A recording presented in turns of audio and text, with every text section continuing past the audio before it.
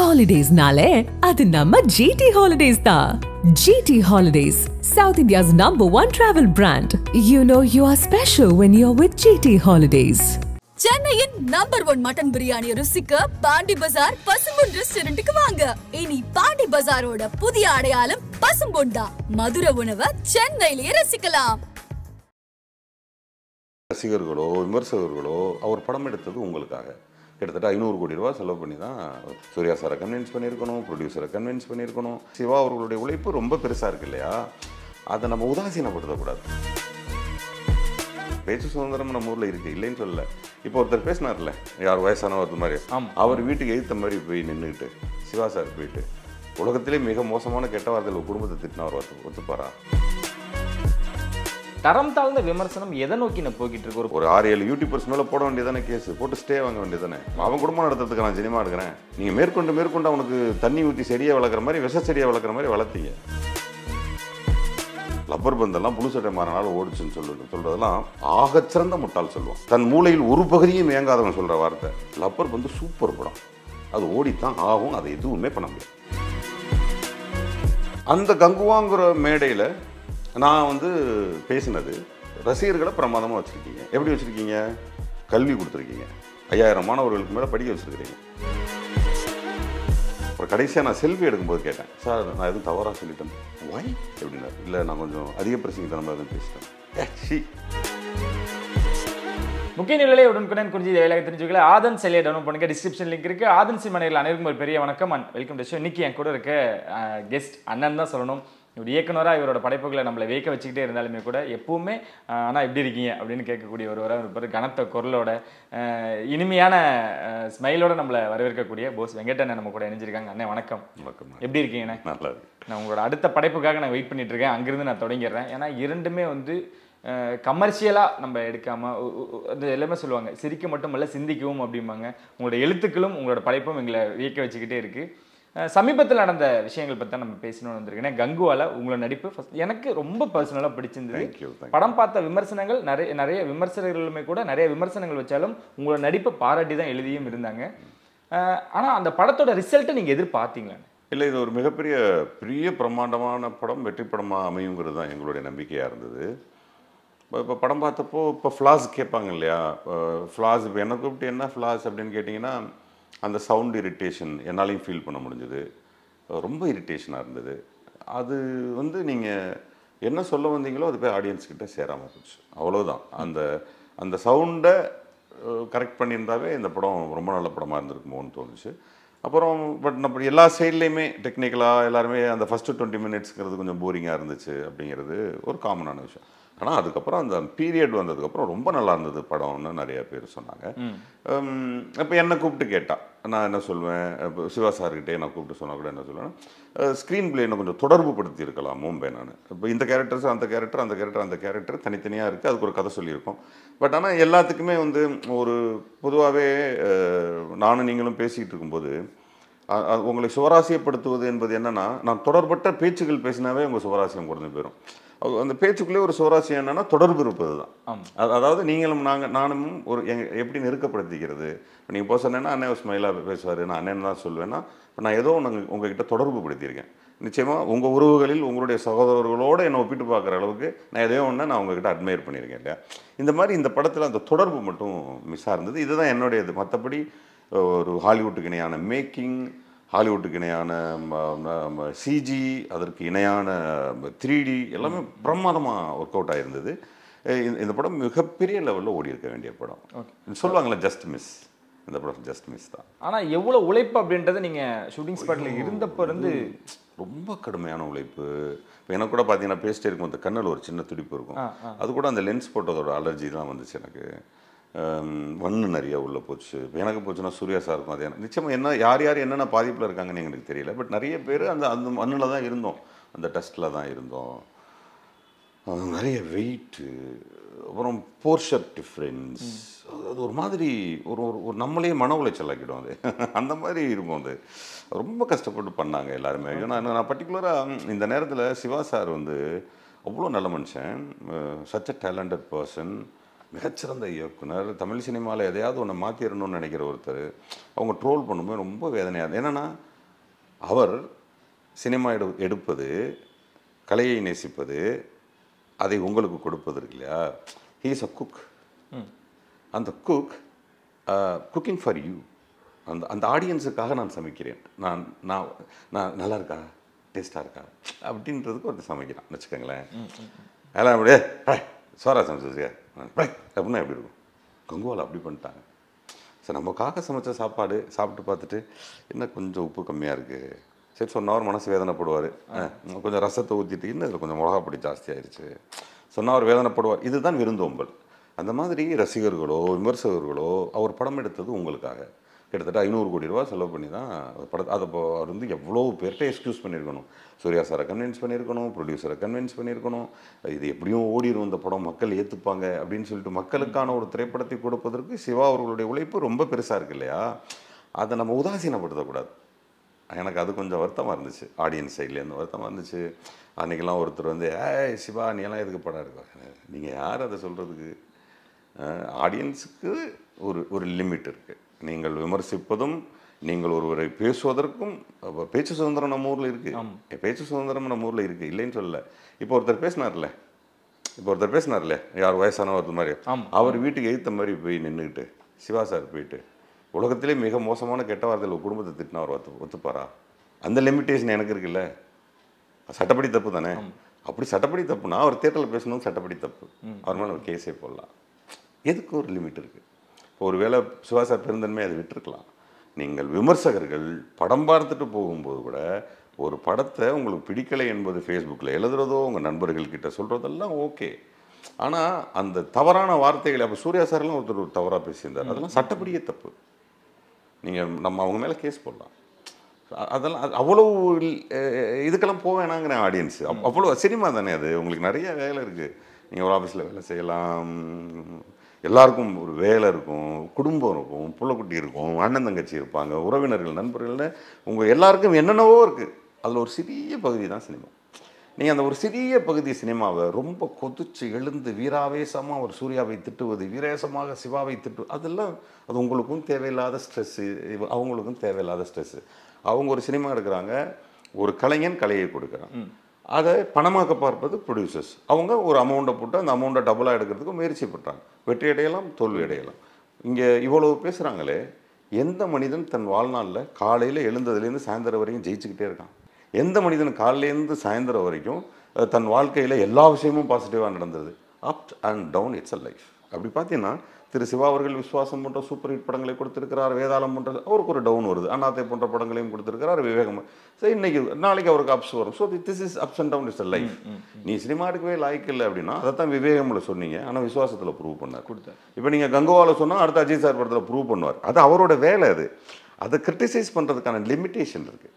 நான் அதான் சொல்லுவாங்க, மூக்கு நுனி தொடும் வரையில் வரைக்கும் நான் உனக்கு சுதந்திரம் கொடுப்பேன், மூக்கை தொடுறதை நான் ஒத்துக்க மாட்டேன் இல்லையா? அந்த மாதிரி இந்த தடவை ரொம்ப மூக்கை தொட்டாங்க, சூர்யா சாரையும் சரி சிவா சாரையும் சரி. அதில் ரொம்ப வருத்தம் எனக்கு. இந்த தரம் தாழ்ந்த விமர்சனம் எதை நோக்கி நான் போய்கிட்டு இருக்கு? ஒரு படைப்பாளனோட ஒரு ஒரு அவரோட உலகத்தை சுருக்கிறதா? அதாவது அவரோட இது நம்ம கொடுத்த ஸ்பேஸ். ஓகே, இந்த சினிமா கொடுத்த ஸ்பேஸ். இந்த சினிமாவில் வியாபாரிகள் செய்த தவறு, வியாபாரிகள் என்ன தவறு செய்தார்கள்ங்கிறத நீங்கள் புரிஞ்சுக்கணும்.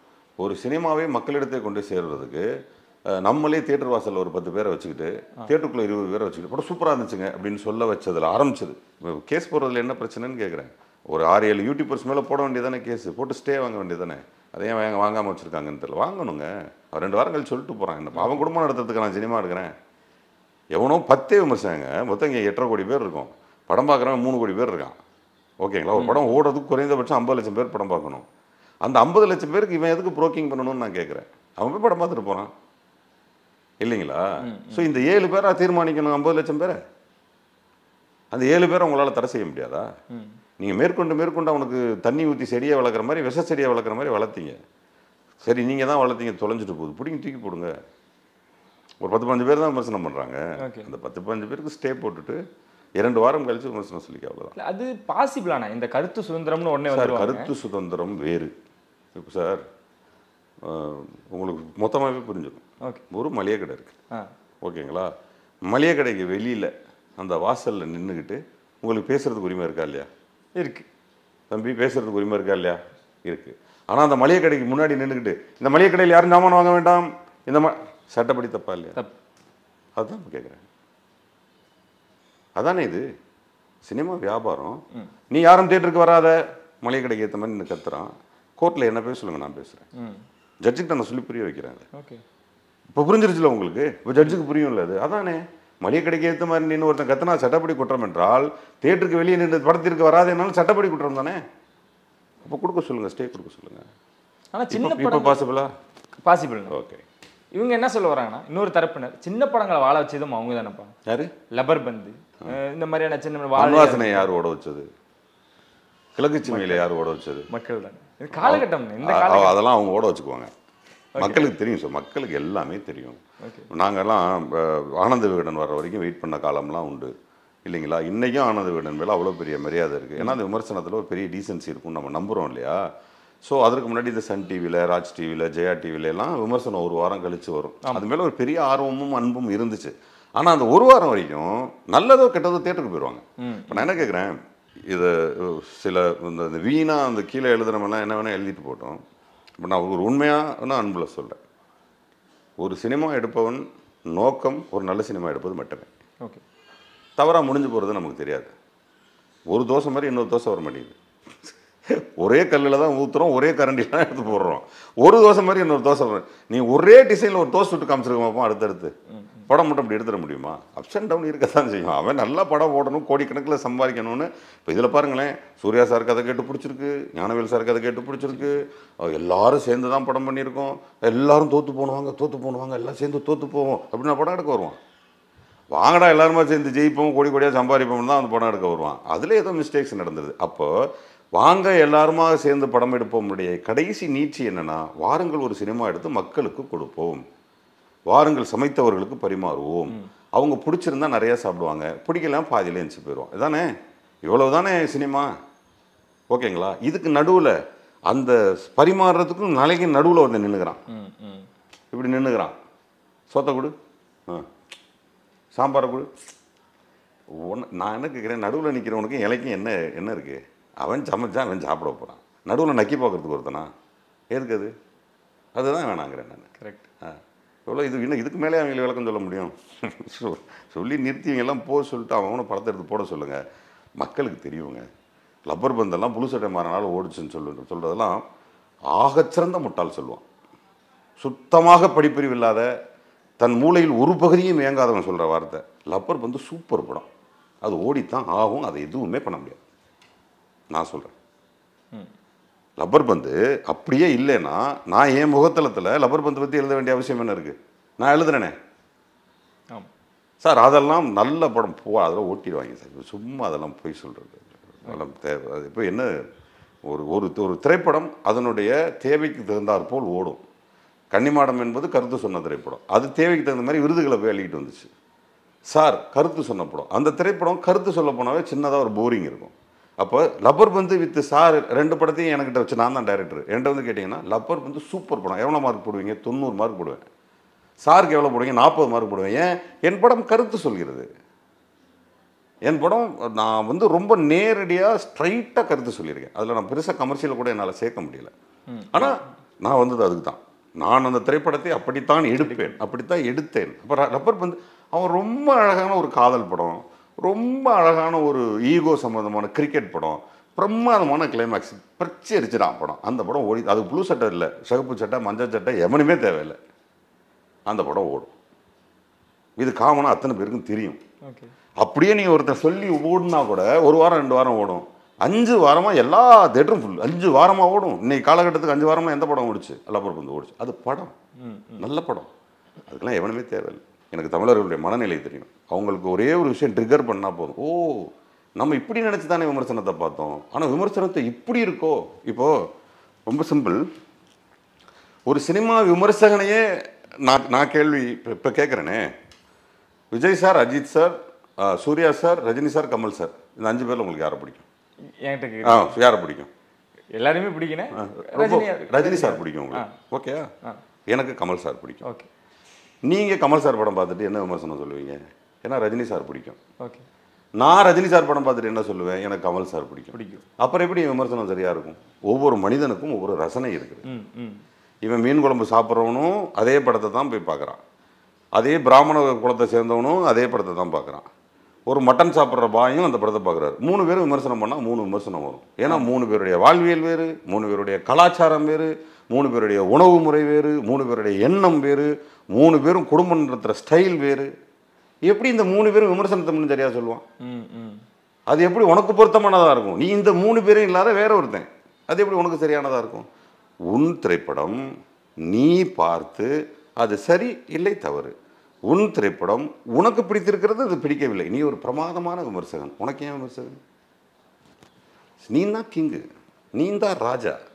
ராஜாவுக்கு கீழே இருக்கு ஒரு மந்திரி அட்வைஸ் பண்ணுறதுக்கு உனக்கே மிகப்பெரிய புத்திசாலித்தனம் இருக்குது, உனக்கே மிகப்பெரிய மூளையும் அறிவும் இருக்குது. அப்புறம் நீங்கள் போய் தேட்டரில் படம் பாருங்கள். உங்கள் மூளையை எடை போடுறதுக்கோ இல்லை உங்கள் மூளையை செயலிழக்க செய்கிறதுக்கோ ஒருத்தனையே நீங்கள் வச்சுருக்கீங்க. உங்கள் மூளை தான் சரியாக தப்பான்னு சொல்லுமே, இன்னொரு மூளை பார்த்துட்டு சரி தப்புன்னு சொல்லணுமா என்ன? உங்களுக்கு தேவையில்லையே. சிறப்புண்ணே. ஆனால் இந்த கங்குவாவுக்கு இந்த ரிசல்ட்டுக்கு இன்னொரு காரணமும் சொல்கிறாங்க, அது நீங்கள் பார்த்துருப்பீங்கன்னு நினைக்கிறேன். என்னென்னா ஜோதிகா அவர்கள் சாமி இந்த கோவிலுக்கு செலவிடுறதை வந்து ஸ்கூலுகளுக்கு செலவிடுங்க அப்படின்னு சொன்னதும், ஜெய்பீமில் அவர் சம்பாதிச்ச சில நெகட்டிவ்ஸும் தான் இந்த ரிசல்ட்டுக்கு காரணம், அது இவங்களை இன்னும் தொடர்ந்துக்கிட்டே இருக்குது அப்படின்றதும் எழுதுறாங்களே. அதுக்கு ஐயா எனக்கு இது வந்து இப்போ ஜோதிகா மேம் அன்னைக்கு அதை எழுதுனப்போ எனக்கே பயங்கர வருத்தம். நான் என்ன சொல்கிறேன், ஒரு பாரதிய ஜனதாவிலிருந்து ஒரு இந்துத்துவா பேசுனா எனக்கு கோவம் வரும். ஓகே. ஆனால் நான் கும்பிட்ற திருத்தணி முருகன் கோயில் இருக்கு இல்லையா, அங்கே வந்து அவன் குறுக்கண்டானா எனக்கு கோவம் வரும். ஏன்னா நான் சாமி கும்பிட்றேன். ஓகேங்களா? அது எனக்கு சாமி கும்பிட்றதுங்கிறது நான் எப்படி சாமியை வச்சுக்கிறேங்கிறத பொறுத்து தான் நான் சாமி கும்பிட்றதுக்கு சப்போர்ட் பண்ணுவேன். ஆமாம், அதை நான் சொல்லிடுறேன் உங்களுக்கு. நான் ஒரு சாமியை கும்பிடுகிறேன், அந்த சாமி மூலமாக எனக்கு ஒரு ஏதோ ஒரு எனர்ஜி கிடைக்கிறது. அது ஃபிசிக்ஸ், அது கெமிஸ்ட்ரி.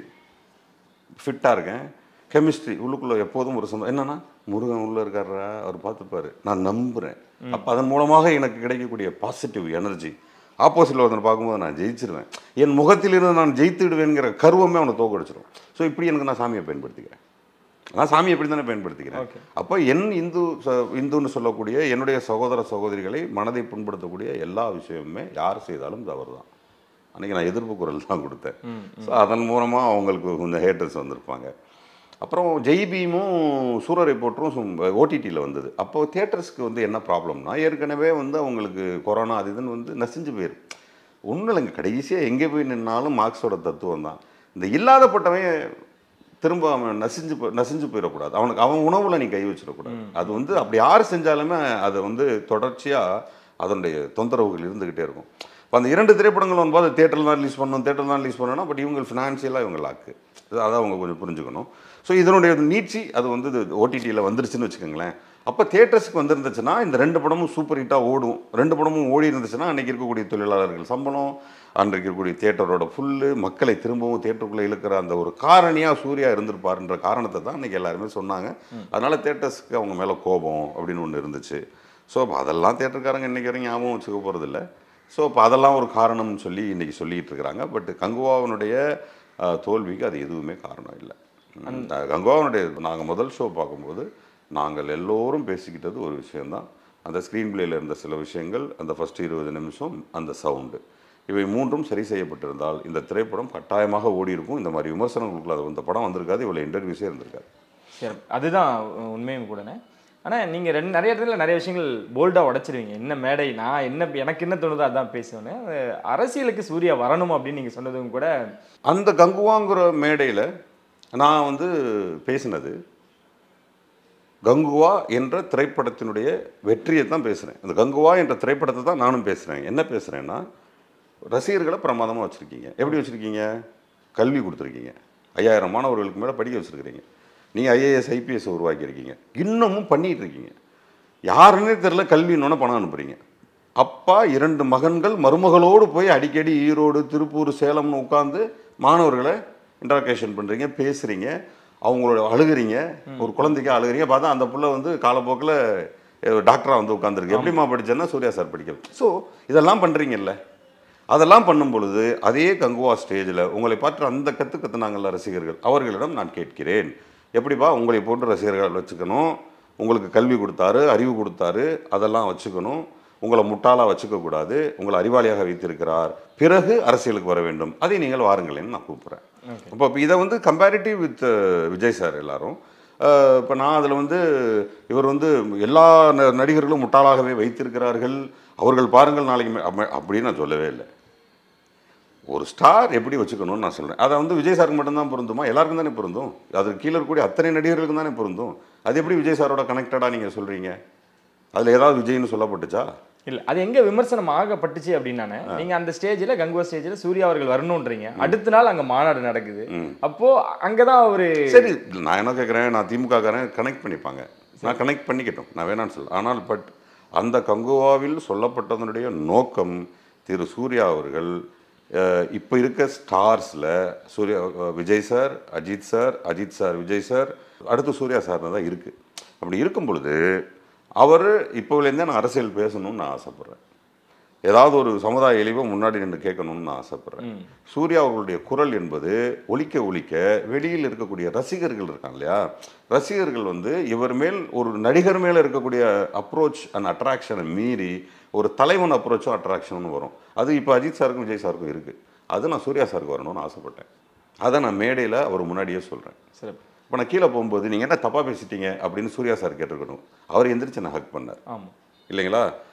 அப்புறம் கடைசியாக நான் செல்ஃபி எடுக்கும்போது கேட்டேன், அந்த செல்ஃபியை வேணால் நான் உங்களுக்கு அனுப்புகிறேன் சார், நான் எதுவும் தவறாக சொல்லிட்டேன்.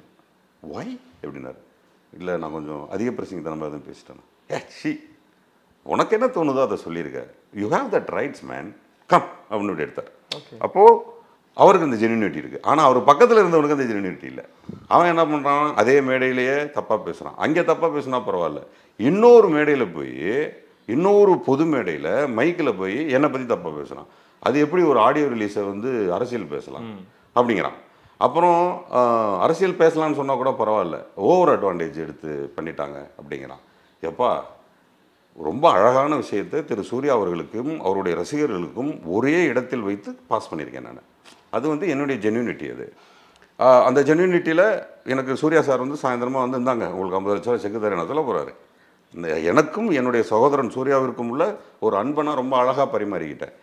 இதை போய் எடுத்துக்கிட்டு தெருவா என்னை பற்றி விமர்சனம் பண்ண வேண்டிய அவசியம் இன்னொருத்தனுக்கு இல்லை. நான் என்ன நினச்சேன், ரொம்ப படித்தவன் புத்திசாலியாக இருப்பான்னு நினச்சேன் நான். அவன் இவ்வளோ கீழ்த்தரமான செயலை செய்வான் நான் நினைக்கல. ரொம்ப அது கீழ்த்தரமான செயல். ஏன்னா அங்கே நான் விஜய் என்று பேசவே இல்லை. ஆனால் இவன் என்ன பேசுகிறான்னா, வெளியில் போய் விஜய் அரசியலுக்கு வந்தால் வரட்டுமே, இவங்களுக்கு என்ன, அவர் ரொம்ப நல்லவர் வரட்டுமே அப்படிங்கிறான். ஏப்பா, விஜய் அரசியல் வரக்கூடாதுன்னு யார்ப்பா சொன்னது? நல்வரவுன்னு போட்டது முதல்ல நான் தான். ஓகேவா? சப்பா, உங்களுடைய அரசியல் பண்ணணும்னா திரு விஜய் அவர்களுக்கும் எனக்கும் நடுவில் இருக்கிற நட்பு, எங்கள் 2 பேருக்கும் இருக்கிற வயசு ஒத்து போகக்கூடிய விஷயங்கள், அப்புறம் அதில் வந்து அவர் நேரடியாகவே திமுகவை திட்டாரு. திமுகவே திராவிட மாடல் ஆட்சி தப்புன்னு சொல்லும்போது திராவிட முன்னேற்ற கழகத்தை சேர்ந்தவன் நான் நேரடியாகவே தான் சொல்லுவேன். அவர் நேரடியாக தானே சொன்னார். ஆமாம், பப்ளிக்கிட்ட என்ன சொன்னார், என்னுடைய நேரடியான எதிரி திமுகன்ட்டார், சித்தாந்த எதிரி பாஜகன்றார், அதானே சொன்னார். அப்போ என்னுடைய நேரடியான எதிரி விஜய்னு தானே நானும் சொல்லணும். இல்லை, நான் வேணா உங்களை வந்து கொஞ்சம் பாலிஸாக சொல்லட்டா, நான் ஏன் சொல்லணும்? நீ அவ்வளோ போல்டாக அடிக்கிற, அதே போல்டாக நான் அடிக்கிறேன், உனக்கு என்ன பிரச்சனை இல்லைங்களா? இதுக்கு நடுவில் என்னை பற்றி விமர்சனம் பண்ணுறதுக்கு இவெல்லாம் யார்? என்ன கீழ்த்தரமான புத்தி பார்த்தீங்களா? இதில் பெரிய பிரச்சனை என்ன தெரியுமாங்க? அதான் நான் எத்தனை பெரியார் வந்தாலும் பத்தாதுன்னு நான் சொன்னது. நம்மளை மாதிரி ஆளாம் மேடை ஏறிடக்கூடாது, மேடையில் பேசிடக்கூடாது, பெருசாகிடக்கூடாது, இல்லை அப்படியே கீழே உட்காந்துக்கணும். அதுதான். எவ்வளோ நாளைக்கு உனக்கு இந்த புத்தி இருக்கும்? இந்த புத்தி எப்போ உடையும் உங்ககிட்ட இருந்து? நீ உனக்கு வந்து அப்பா சூர்யா வேணும், விஜய் வேணும், எனக்கு தான் சூர்யா வேணும், விஜய் வேணும், ஆனால் நான் ஒரு ஆம்பளையா பேசலையா?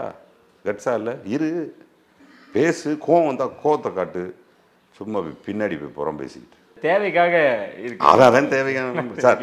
இந்த என்னோட இன்டர்வியூ பார்க்குறதுலேருந்து மெட்டிஒலி காலத்துலேருந்து எனக்கு தெரியும் சார், நான் வந்து எந்த ஒரு விஷயத்தையும் மனசில் வச்சுக்கிட்டு சார் உண்மையாக இருக்குது இல்லைங்க. என்ன சார் பிரச்சனை? நான் ரோட்டில் நான் ஆட்டுக்கு போவேன் சார், எனக்கு மனசில் எந்த கணமும் இல்லை சார். ஏன்னா நான் உண்மையாக இருக்கேன். நான் என்ன சொல்கிறேன், இவனுக்கிட்ட ஒரு பொய்யை சொல்லி அவன்கிட்ட ஒரு பொய்யை சொல்லி இந்த 2 பொய்யையும் காப்பாற்றுறது கடந்து பாடுபடுற உனக்கு தான் பிரச்சனை, எனக்கு எந்த பிரச்சனையும் இல்லை. சிறப்புண்ணே. இன்னொரு விமர்சனம் ஆச்சு, அதையும் நீங்கள் பார்த்துட்டீங்கன்னா தெரியும். ஒரு நேர்காணல் நீங்கள் பேசும்பொழுது நான் விஜய்க்கு ஓட்டு போட மாட்டேன் அப்படின்னு சொன்னதை மட்டும் எடுத்து போட்டு அது தேவையில்லை. சமூக வலைத்தளங்களில் வந்து இது ஒரு இப்போ இதுலேயும் சொல்லிடுறேன், கட் பண்ணி போட சொல்லுங்கள். நான் திராவிட முன்னேற்ற கழகத்திற்கு உதயசூரியனுக்கு தான் ஓட்டு போடுவேன், திரு விஜய் அவர்களுக்கு வாக்கு செலுத்த மாட்டேன், திரு சீமான் அவர்களுக்கு வாக்கு செலுத்த மாட்டேன், அதிமுகவிற்கு வாக்கு செலுத்த மாட்டேன், பாஜகவிற்கு வாக்கு செலுத்த மாட்டேன். இதில் என்ன பிரச்சனை இருக்குது? அதை எப்படி எடுத்துக்கிட்டாங்கன்னு விஜய்க்கு மேலே இவர் எவ்வளோ வன்மத்தில் இருக்கார் அப்படி கிடையாது. நான் விஜய் 69 என்னுடைய சகோதரர் வினோத் தான் டைரக்ட் பண்ணுறாரு. அவர்கிட்டே ஃபோன் பண்ணி இருக்கிறதுலே மார்னிங் ஷோ வாங்கி நான் படம் பார்த்துருவேன். எனக்கு வந்து விஜய் சினிமாவிலிருந்து இழப்பதில் எனக்கு மிகப்பெரிய மன கஷ்டம். ஏன்னா தற்போதைக்கு ஸ்க்ரீன் ஸ்பேஸை சும்மா அப்படி வச்சுருக்கிறது திரு விஜய் அவர்கள்.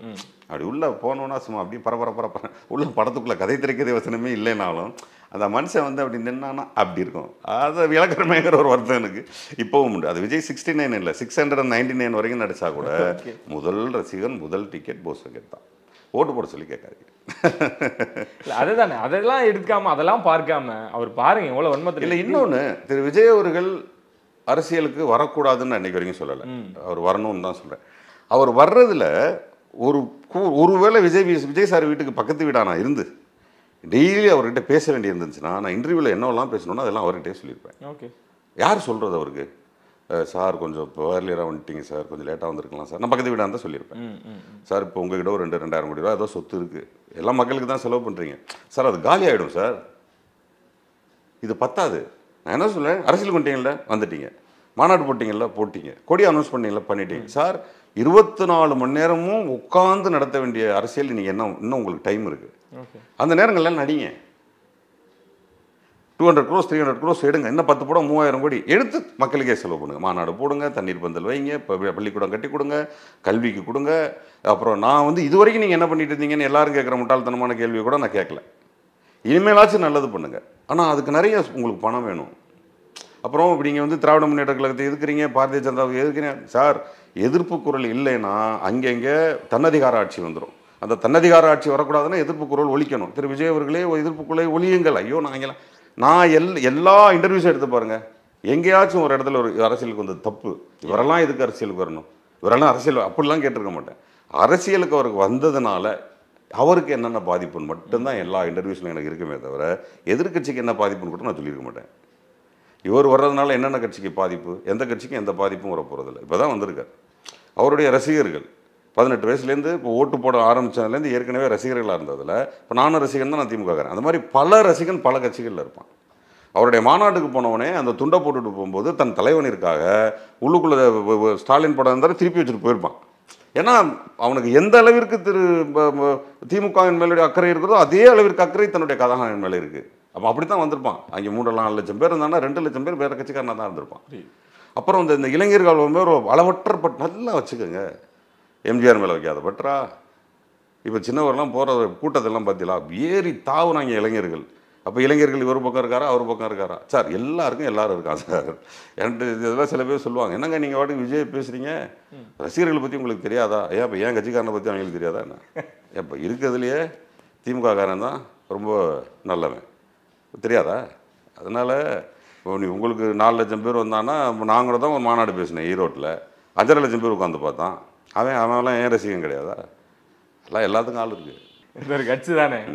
ரொம்ப நன்றிண்ணே, நிறையா கேள்விகளுக்கு நிறைய விமர்சனங்களுக்கு இங்கே ஒரு நிறைய உடைச்சி விடை கொடுத்ததுக்கு. நான் இப்போ ஃபேனை கேட்டுறேன், அடுத்த படைப்பு எப்போங்கண்ணே. ஏன்னா உங்களோட கிரவுண்ட் அப்படின்றது எங்களுக்கு தெரியும், அந்த கிரவுண்டுக்குள்ளே நாங்கள் வந்து பார்க்கக்கூடிய விஷயங்களும் அதுதான். ஏன்னா அது ஒரு சமூகத்துக்கு ஏதாவது ஒரு விஷயங்கள் வந்து அதனால் ஒரு சொல்யூஷன் கிடைக்கணும் அப்படின்ற ஒரு விஷயம் தான். அடுத்த படம் வந்து நீங்கள் இங்கே வந்து சாதியெல்லாம் நிறைய பேசிட்டோம், மதம் இனம்லாம் பேசி முடிச்சிட்டோம். அது இப்போ பெரிய போரிங் திங்ஸ் ஆகிடுச்சு.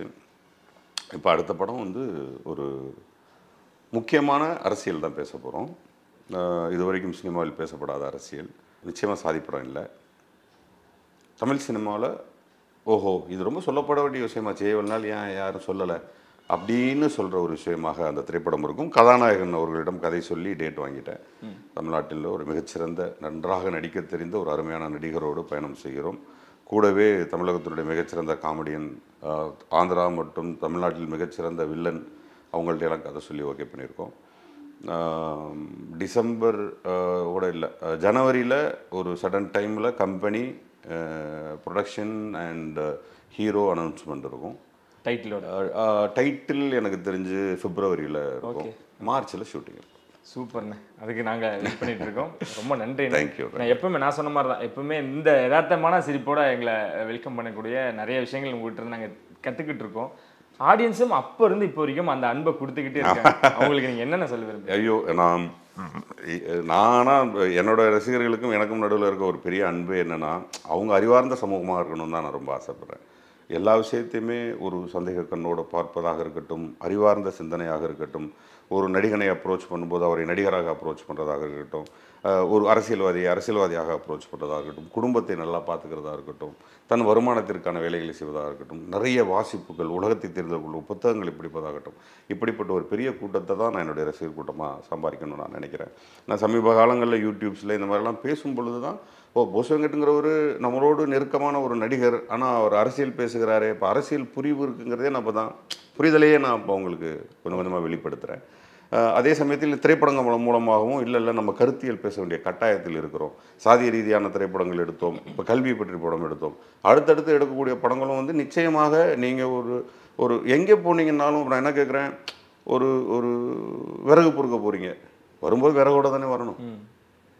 கடலை பறிக்க போகிறீங்க, ஒரு குத்து கடலையோடு தானே வரணும். அப்போ நீங்கள் எங்கே போனாலும் ஒன்று எடுத்துகிட்டு போகணுன்னா, நீங்கள் சினிமாவுக்கு போனாலும் ஒரு அறிவை எடுத்துக்கிட்டு தானே போகணும். சினிமாவில் மட்டும் ஏன் பிளாங்காக போகணும்? ஸோ அது ஒரு சினிமா உங்களுக்கு வெறும் ஹாஸ்யத்தை மட்டும் தரும், ஒரு சிரிப்பை மட்டும் தரும். ஒரு சினிமா வேறும் அது மாதிரி ஒவ்வொரு சினிமாக்கள் ஒன்று தரும். என்னுடைய திரைப்படம் நீங்கள் எதற்காக செல்கிறீர்களோ அதை பொறுக்கி தலையில் வைத்து கட்டி எடுத்து செல்லக்கூடிய அளவிற்கு ஏதோ ஒன்று கொடுக்கணும்னு நான் நம்புகிறேன். ஸோ அது மாதிரியான திரைப்படங்களாக இருக்கும். அது என் ரசிகர்களுக்கும் அவங்களும் அதை தான் எதிர்பார்க்குறாங்க. ஏன்னா சார் திரைப்படத்திற்கு ஒவ்வொரு ஊராக தேட்டருக்கு போகும்போது அங்கே வந்திருந்த அந்த கூட்டத்தை பார்க்கும்போது அவ்வளோ சந்தோஷமாக இருந்தது. நான் எந்த முகங்களை எதிர்பார்த்தனோ அந்த முகங்கள்லாம் தேட்டரில் இருந்தது. அவங்க வெளியில் வரும்போது எங்களுக்கு தெரியாது, நீங்கள் இப்படி சார்னு படம் எடுக்கலைன்னா இந்த பிரச்சனையே எங்களுக்கு தெரியாதுன்னு சொன்னாங்க இல்லையா. இதைத்தான் நாங்கள் திரைப்படமாக எடுக்கணும்னு நினைக்கிறேன். என் ரசிகர்களும் அதை தான் விரும்புகிறாங்க. அதுதான் உங்களுக்குள்ள ஒரு கனெக்ட், எங்கள் 2 பேருக்குமான பாண்டிங் அதுதான். அது சிறப்பாக நாளைக்கு நாள் அதிகரிச்சுக்கிட்டே இருக்கிறது ரொம்ப சந்தோஷம். ரொம்ப நன்றி. தேங்க்யூ. இன்னும் நினைச்சலாம் உங்களை சந்திக்கும் முறை உங்களை எடுப்பேன். நான் முரளி, நன்றி.